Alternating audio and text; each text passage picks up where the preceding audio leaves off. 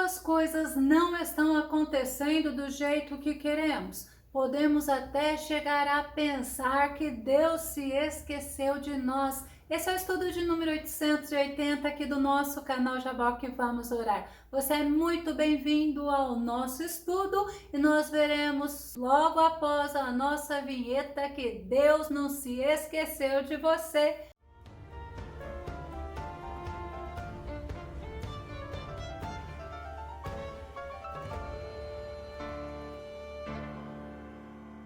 A Bíblia nos ensina que Deus, ele não se esquece dos seus servos e que ele tem o tempo certo para realizar a sua obra na nossa vida. Vamos ao nosso tema. Deus não se esqueceu de você. O nosso texto base está no livro de Isaías, capítulo 49, verso 15, que diz: haverá mãe que possa esquecer seu filho, que ainda mama, e não ter compaixão do filho que gerou? Contudo, ainda que ela se esquecesse, eu jamais me esquecerei de ti. Que versículo tremendo, que versículo importante para nós meditarmos, porque quando vem as dificuldades, quando vem as adversidades, é muito fácil as pessoas se esquecerem da orientação que o Senhor Jesus nos deu. Vamos nos lembrar em João capítulo 16, verso 1, que diz: eu vos tenho prevenido sobre estes acontecimentos, para que não vacileis na fé. O nosso Jesus, ele nos advertiu, ele já deixou até mesmo na palavra escrita que no mundo nós teríamos adversidades, nós teríamos aflições, nós teríamos lutas e que não deveríamos nos desanimar, porque ele venceu o mundo, ele é vencedor. E infelizmente, como diz no nosso versículo, muitos têm oscilado, muitos têm vacilado na fé, muitos têm acreditado nos maus momentos da sua vida que Deus tem se esquecido dele. Muitos se esquecem que Deus tem um tempo certo para agir a favor dos seus servos. Isaías no capítulo 30, verso 18 diz: contudo, Yahvé espera o momento de ser mais uma vez misericordioso e mostrar-vos a sua graça. Ele se ergue para demonstrar-vos toda a sua compaixão, porquanto Yahvé é Deus de justiça. Como são felizes todos os que nele depositam confiança e esperança. O nosso Senhor, ele nos ensina através da sua palavra que ele é Deus de justiça, que ele se ergue para demonstrar a você a compaixão, porque ele é bom, porque ele é misericordioso. E aqueles que conseguem confiar nele, aqueles que conseguem depositar nele a esperança, são felizes mesmo na hora da adversidade. Deus, ele tem o tempo certo para agir e para fazer justiça. A Bíblia Sagrada nos dá vários exemplos de pessoas que no tempo certo de Deus foram vitoriosos. Vamos nos lembrar de Noé. Deus, ele deu uma ordem para Noé construir a arca, entrar na arca que ele construiria para que ele e a família dele fosse salva. Assim que a arca esteve pronta, Noé entrou com a família dele e o dilúvio, ele iniciou e durou 40 dias. Segundo os estudiosos, Noé e a família de Noé e os animais que estavam dentro da arca ficaram aproximadamente 370 dias e Deus se lembrou dele. Gênesis capítulo 8, verso 1, e lembrou-se Deus de Noé e de todos os seres viventes e de todo o gado que estavam com ele na arca. E Deus fez passar um vento sobre a terra e aquietaram-se as águas. O que a Bíblia está querendo dizer é que chegou o tempo determinado por Deus em agir. E as águas, elas foram baixando, não foi de repente, não. Foi pouco a pouco. Gênesis capítulo 8, verso 3. As águas pouco a pouco se retiraram da terra. Ao fim de 150 dias, as águas haviam diminuído. Deus, ele poderia fazer as águas baixarem de uma só vez, porque ele é poderoso, porque ele é tremendo, porque tudo está sujeito a ele. Mas o que Deus fez? Deus foi deixando pouco a pouco as águas se retirarem da terra. Sabe por quê? Porque Deus tem o tempo certo para agir na vida do ser humano.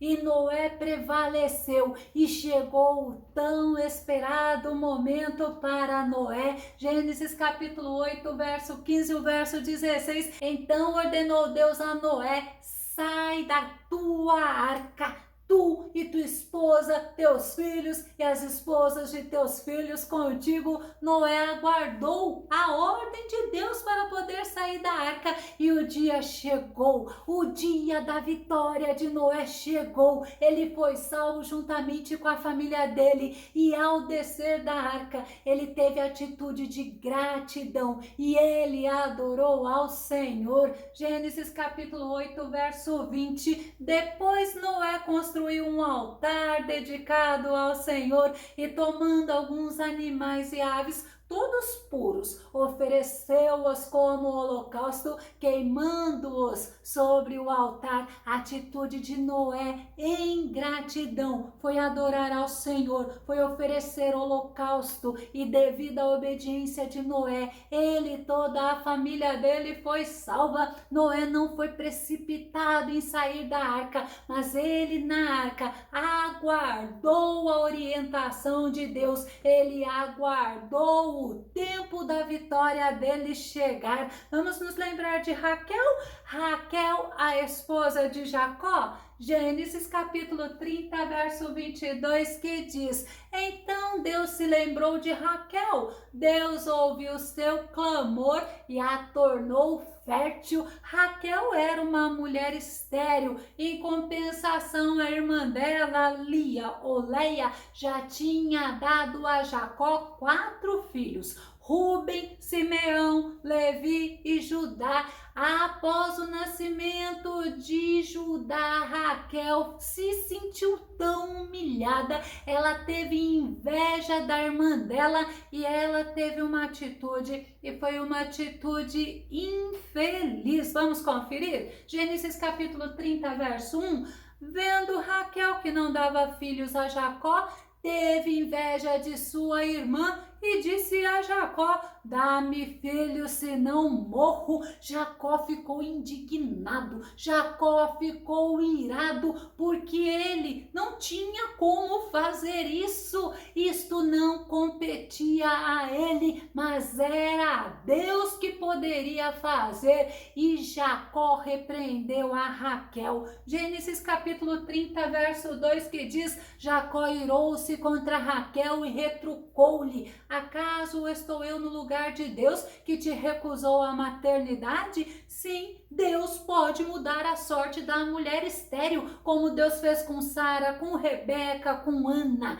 Como nos ensina o salmista no Salmo 113, verso 9, que eu vou citar. Ele diz assim: oferece uma família a estéril e dela faz uma feliz mãe de filhos, aleluia. Enquanto Raquel não engravidava, sabe qual era a atitude dela agora? Era de clamar ao Senhor, era de buscar no Senhor, aquele que tem todo o poder para mudar a história dela, e ela foi ouvida por Deus. Gênesis no capítulo 30, verso 22 diz: então Deus se lembrou de Raquel, Deus ouviu o seu clamor e a tornou fértil. Não é que Deus tinha se esquecido de Raquel, mas era que chegou o tempo da vitória de Raquel e Deus fez ela engravidar. Gênesis no capítulo 30, verso 23, Raquel concebeu e deu à luz um filho e exclamou: Deus retirou das minhas costas toda a humilhação. Quanto tempo Raquel orou, a Bíblia não relata. Quanto tempo Raquel ficou humilhada com esta situação, a Bíblia também não relata. Mas quando ela pediu para Jacó dar filhos para ela, senão ela morreria, a irmã dela já tinha tido 4 filhos. E depois desses 4 filhos, a irmã dela, Lia, teve mais 2 homens e teve a Diná. E Raquel, chegou o dia, ela recebeu a vitória, ela foi honrada por Deus e a vergonha, a humilhação não esteve mais com ela.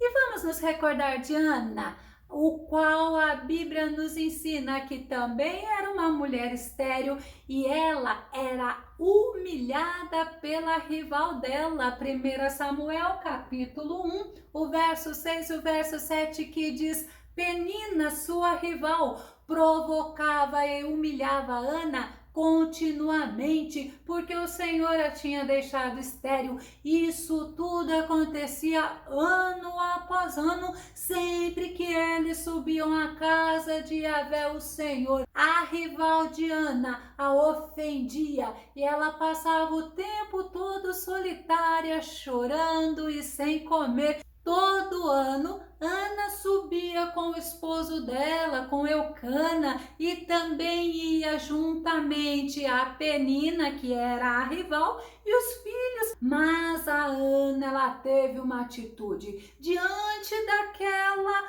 constante humilhação, diante daquela constante provocação. Ana foi orar, Ana, ela chorou, Ana, ela foi no templo e ela apresentou a necessidade dela ao Senhor. 1 Samuel capítulo 1, verso 10, e com a alma profundamente sofrida, chorou muito e orou ao Senhor. Deus não rejeita um coração quebrantado, como o salmista Davi nos ensina no Salmo 51, verso 17, o verdadeiro e aceitável sacrifício ao Eterno é o coração contrito. Um coração quebrantado e arrependido jamais será desprezado por Deus. Mas chegou o tempo de Deus agir na vida de Ana, chegou o tempo de Deus tirar ela da humilhação, chegou o tempo de Deus exaltar a Ana. Vamos conferir em 1 Samuel capítulo 1, o verso 19, que diz: bem cedo, no dia seguinte, Eucana e toda a sua família levantaram-se e, depois de haverem adorado ao Senhor, retornaram para casa em Ramá. Eucana teve relações sexuais com sua esposa Ana e o Senhor lembrou-se dela, respondendo favoravelmente à sua oração. Aleluias! Ana engravidou e nasceu Samuel. Após o nascimento de Samuel, no tempo determinado, Ana foi com Eucana à casa do Senhor e lá ela entoou um cântico a Deus. Ela adorou ao Senhor, ela reconheceu a soberania de Deus. 1 Samuel capítulo 2, verso 8, levanta o pobre do pó e desde o monturo exalta o necessitado, para o fazer assentar entre os príncipes, para o fazer herdar o trono de glória, porque do Senhor são os alicerces da terra e assentou-se sobre eles o mundo. Ana, ela depois de Samuel, ela teve mais filhos e teve filhas. O tempo da vitória dela tinha chegado, mas enquanto não acontecia, você se lembra qual era a atitude dela? Ela orava, ela chorava, ela buscava a face do Senhor. Enquanto nós estamos esperando a nossa vitória, qual tem sido a nossa atitude? Já parou para pensar? Enquanto você está esperando Deus responder a tua oração, Deus mudar a tua história, Deus te dar vitória, qual tem sido a tua atitude? Infelizmente, muitos desistem. A Bíblia nos ensina que os homens, eles podem se esquecer de nós. Você se lembra de José, mas o que Deus fez? Deus transforma a maldição em bênção. Gênesis capítulo 40, verso 23. Apesar de tudo, o chefe dos copeiros não se lembrou de José. Ao contrário, esqueceu-se completamente dele. Os homens podem se esquecer de nós. Os homens podem se esquecer daquilo que nós fazemos,